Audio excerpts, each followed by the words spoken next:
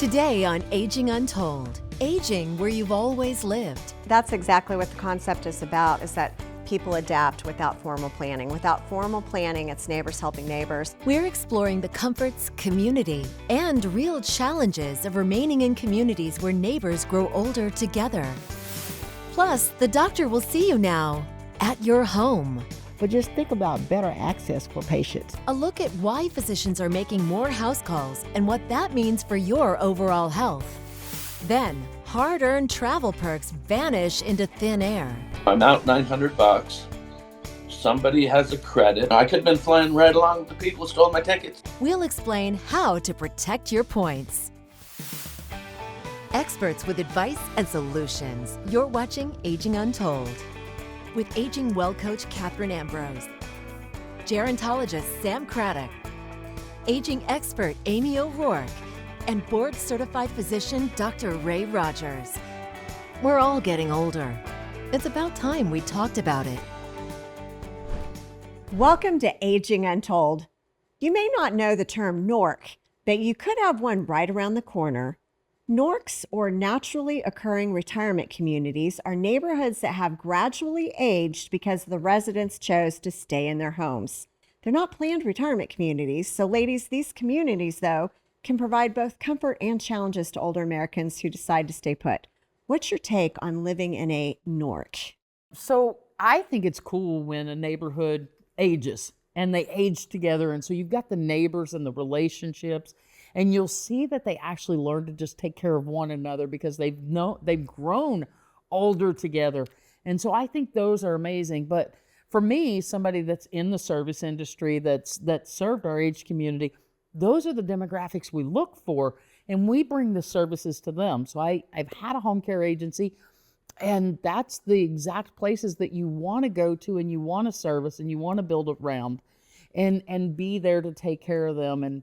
And that's the cool part of it, is a lot of people are deciding that, hey, this community's grown older, the demographics show it. Let's come in with a little neighborhood pharmacy and let's build around them so they don't have to leave. I love that. I think it brings up the question, like if you're in a NORC, if you've kind of grown up, you had your family, and now you're still there, what's available to you and what calls can you make to get something available to you? How is the health care? Is there a hospital nearby? How close are caregivers? Where, like, get those plans in place. Know who you're going to call for what. If you're in a NORC, or if you landed in a NORC, you didn't know that you were in an older neighborhood, but there you are. It's the same drill. Just ask the right questions. And if age diversity is important to you, I remember being in college and I just left to go to the mall to see people of different ages because I was sick of seeing everybody the same age. So if you need that, find outlets to be around people of different ages. I think that's kind of the questions that I would ask viewers to ask themselves. Well, my parents are live in a NORC, and I didn't know that. Oh, wow. But it's the same house that we grew up in, and the interesting thing is the neighbors and everyone, they all age. Some of them have died, but still their children still always calling, checking on my parents, and some of the original people are still there, and others have moved in. So my neighborhood where my parents are, it's close to pharmacies and it's close to a hospital and all that. Mm-hmm. So that proximity is there. They're very fortunate, but I just think it's a really cool thing. So one of the big pros to that, from what I hear, is like you were raised in that neighborhood. Mm-hmm. So you were a child there playing with the neighborhood kids. So you guys grew up together, right, and you shared parents. Absolutely. So you go to your friend's house and their parents become your parents. So now you're all kind of, as a community, helping take care of the older community. I love that. Yeah, because some of the neighbors, their parents pass, they still come to check on my parents, you know. Mm. Yeah. It's nice. Yeah. And if we're talking about that situation, on the opposite end of the spectrum is that you're making it possible for your parents to age in place safely and well there. And there are a lot of people that don't have anyone to provide that kind of support. And so to Amy's point, making sure that you can access nutrition, access everything that you need, is it going to make sense for the long term? Another way of looking at a NORC is people returning to, say, their college town, believe it or not, or returning to the neighborhood that they grew up in. They might have graduated and moved away, spent their whole career away, and then they move back home to the city or even a neighborhood that they're, it's just kind of nostalgic to move back home. And so sometimes we're really talking about that too, people coming back to roost. I just look at the benefits, like even with my parents, just the familiarity with they're familiar with everything, the intention, the memories and all that. So I think they would lose that if they had to go to a new place, especially with my father having some cognitive decline. Yeah, and your parents aren't isolated because you're there all the time. All the time. And if with your dad, with his memory impairment, if he was to get out and wander, he's in a neighborhood where everybody knows him. Exactly. So it's not like we're going to be, oh, who's that walking down the street? They're going to know who he is and where he belongs, and the phone calls are going to happen. So that having that familiar side for him is just a cushion of safety. Yeah. I had this experience. I live in a Nork. I didn't know I was moving into a Nork, but I moved into a Nork and my heat went out.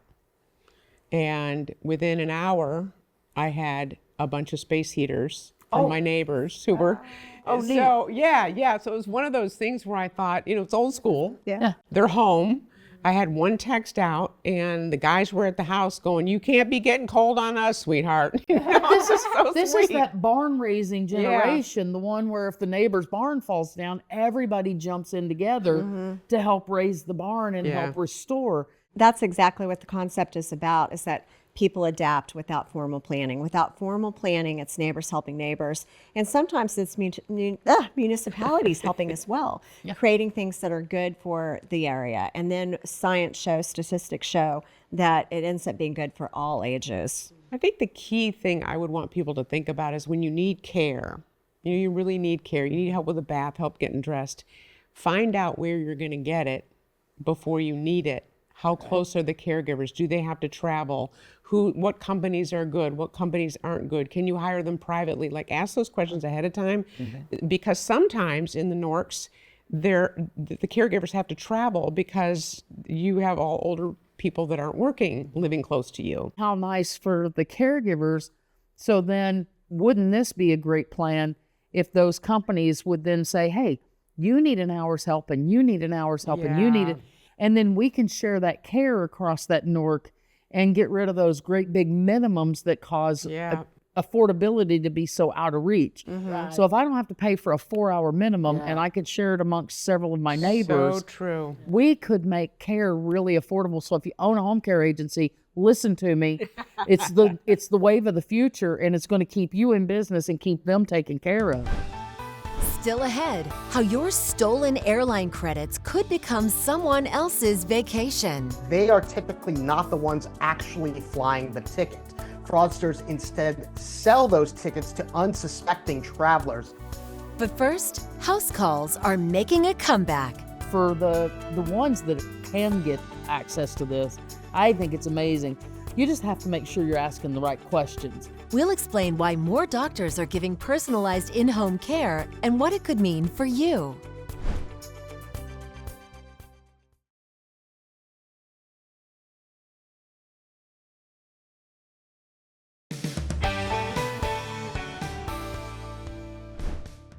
In the 1930s, physicians routinely made visits to patients' homes. Those visits plummeted, dropping from roughly 40% to under 1% during that 60-year stretch. Now, as America's senior population grows, home visits by medical professionals are making a comeback. Dr. Ray, what's driving this return to house calls, and is it a step in the right direction? I think it is. I think because now you give people options.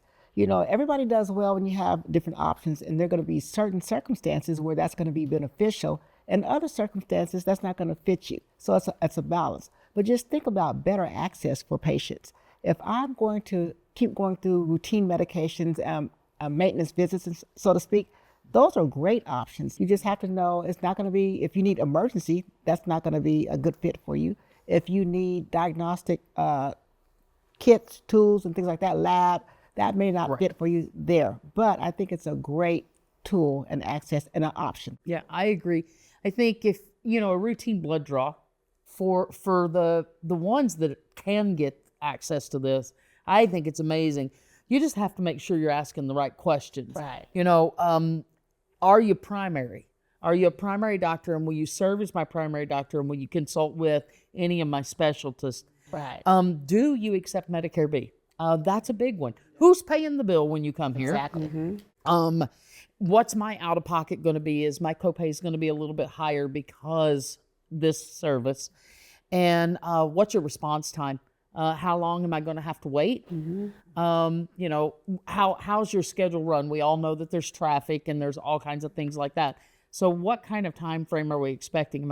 Is it going to be like I'm waiting in a waiting room for 2 hours while I'm in my own living room? How do you handle the labs, and any kind of x-rays and things like that are real important to know. A lot of lab people now, they have a lot of kits that are sent home that are finger sticks that do a lot of the stuff that blood work used to do. So people will have that option. And then the other thing for the physician, I get to see what you really, you know, what your environment really is about, because it really is treating the patient as a whole. I think the problem that it solves are ones where the person with a memory impairment says, I don't want to go to the doctor. Or the person that physically, it's so exhausting and scary to leave to go to the doctor, the time involved. That energy. The energy. Right. And I think people need to know, sometimes they think that you have to be homebound to get this service, and you don't. No. You don't have to be declared homebound to get the service. So I like in the psychiatric patient, like what about the problem behaviors, and you're trying to figure out what to do and they won't go anywhere. You have a doctor come in and help assess and then guide you through that process. Yeah. I think people think that you have to be homebound. I think that's probably why we started to see a decline in home visits, because of people didn't understand the guidelines, and now those are Yeah, changing. it could be. Absolutely. It's a competitive advantage for some companies to offer this kind of care at home. And so it's the marketplace adjusting to the shift in the population. Absolutely. And the need. And these And are the things need. we got to talk about. Coming up, music gave her a reason to dance. I'm a survivor. I'm a survivor. We show you how she now inspires others. But first, we'll tell you how you can keep your valuable travel credits safe from con artists. You can watch Aging Untold anytime online. Go to aginguntold.com or subscribe to the Aging Untold YouTube channel for more.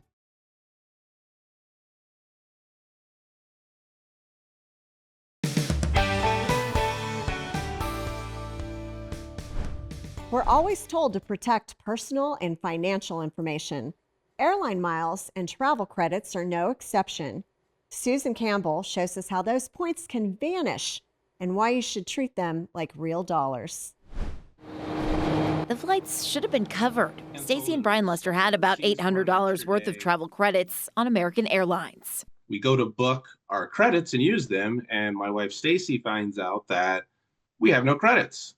Turns out those credits were already claimed. She said, your credit was used back in March. And I said, well, there's no way I used it in March. American told the couple the credits were used by people flying from New York to Austin on 2 different days. So I'm like, hey, are our tickets, our credits, 1 digit off? And they said, yes. I said, so they figured out mine, got it to work. And then the next day they changed it by 1 number up or down and got Brian's. Yeah, we're not looking anything for above and beyond. We just want what is originally ours, and more importantly, we don't want this happening to other people. Here's the problem. It is happening to other people. When it comes to fraud, airlines are susceptible to it, just like all the other areas of travel. Julian Keel is the founder of PointsPath. He says airline miles, points, and credits are valuable to criminals. The problem with going after fraudsters is that they are typically not the ones actually flying the ticket. Fraudsters instead sell those tickets to unsuspecting travelers who then fly them and go on their way, who may not even be aware that they're doing something wrong. Back in 2020, 6 people were charged in a frequent flyer fraud case. Authorities said the men hacked into accounts, stealing millions of miles. The best way to protect yourself against fraud is to be alert. Keep an eye on those emails. Keep an eye on your account. Unfortunately, that's not foolproof. We had no notification whatsoever. Monty Bates says he also never got an alert when someone canceled his reservation for a flight to Hawaii. I guess these people can be sneaky enough to be able to do that. Monty's been trying for months to get answers and a refund for the flights he had to buy a second time. I'm out $900. Somebody has a credit. I could have been flying right along with the people who stole my tickets. American Airlines said they would look into both of these situations, but they pointed us to the company's terms and conditions, which state American won't replace trip credit if lost or stolen. This may include inadvertent deletion, forwarding, or access of the email containing your flight credit number. Please guard the flight credit number as you would cash. For safety, experts suggest you change your airline account password frequently and sign up for two-factor authentication. That is just not okay. I'm literally fuming over here thinking about this because, for one thing, even if they notified me, I have a junk email that gets all of those, and I never check that account, so I would never know. I know. And I have all of these points. I know. I hoard them. I do. I hoard my points, and now I'm a hoarder. I'm thinking I'm not going to hoard them anymore. Spend them before somebody else grabs them from me. So why is it that when they use your points, they don't match the name to the ticket? Right. Well, because you can gift your points. You can gift your points to friends. Yeah, I'm just trying to see if there could be security measures. Like, okay, so if I'm going to use it to travel, it's my name. If I'm going to gift it, I should be able to put down whose name it is. You know what? There's a two-factor authentication for everything. Exactly. Why can't they do that on these? I'm just really stunned by how you two are so personally offended. Like, you're giving me anxiety. I'm super offended by this. We've hit a hot button now, and we'll be right back on Aging Untold. Next, she survived a dark time in history, but found light decades later on the dance floor. Now she's inspiring others to feel joy.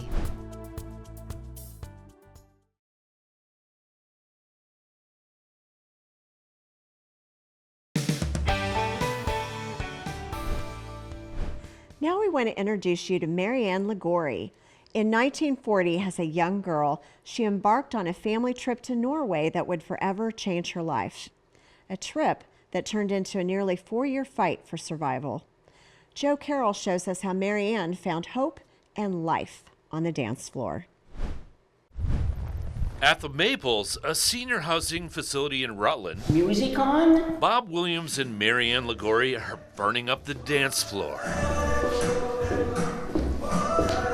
They've been dance partners for 20 years. We have a good time together. I love to dance, he loves to dance, and that's it. The music actually continues just right around the corner where Marianne teaches the seniors here at the Maples. Okay, 1, 2, 3, 4. Marianne is kind of the head cheerleader. Pretend you're walking.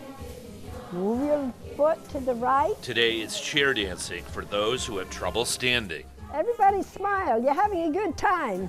Marianne is rarely without a smile. Hands up. Unlike when she was a young girl.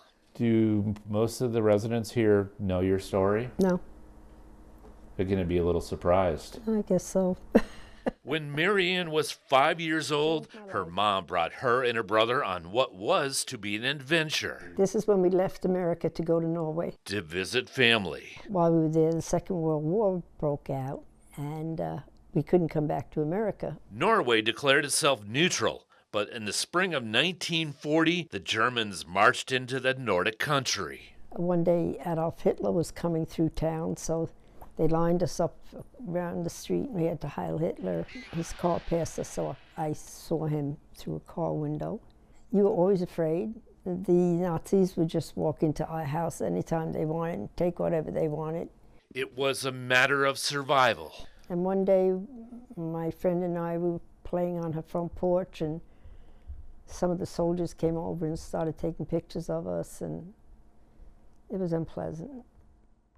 In the summer of '42, there was hope. A program was established where German prisoners of war were exchanged with American citizens that were stuck in Europe. We went by train through Norway, Sweden, Germany, France, Spain, and Portugal. Marianne, now 9, boarded a freedom ship with her family back to America. The Norwegian community in the States helped the family out. Yeah, I'm a survivor. I'm a survivor. Marianne did move on with her life, marrying Mario and raising 3 kids in Long Island. Dancing with a passion started at 40 Dancing has kept me alive. and in motion. I love life. I really do. Well, I would love to age that way and have that much joy and dance. I just think it's so inspiring, and she's getting other people active. And at the same time, I was stunned from her history, the life that she's led. And I think about the adversity so young, and the depth of her joy is related. Yeah. She got through it. She got through it with family and friends and, resilience, perseverance. But when I was watching her, I thought she just rose up and created that internal joy that you were talking about. Can you imagine as a young child to be on vacation, a vacation of a lifetime, visiting family, and have something like that happen, have a war break out where you can't come home, where you can't come back? And I've been fortunate. I know I have. I've met so many Holocaust survivors in my work, and their stories are all remarkably the same, and they've all shared a very similar experience of what that time was like. And it's just crazy to see that, and how truly how resilient she really is. What's remarkable to me is the resilience, because there is a phenomenon, a very real phenomenon called adverse childhood events. Oh, yeah. And they have sequelae later on in life, more medical conditions and things like that. And many of them do not rebound like she did. So that is just amazing. It's amazing. We're all getting older, and it's about time we talked about it. Until next time on Aging Untold. On the next Aging Untold, for older adults, a box isn't just clutter, it's a memory. You may not see the value in it, but I can guarantee you somebody is going to see value. We're unpacking the emotional tug of war behind letting go and compromising on what to keep. Find more Aging Untold content on your favorite social platform. You can follow Aging Untold on Facebook, Instagram, and TikTok now.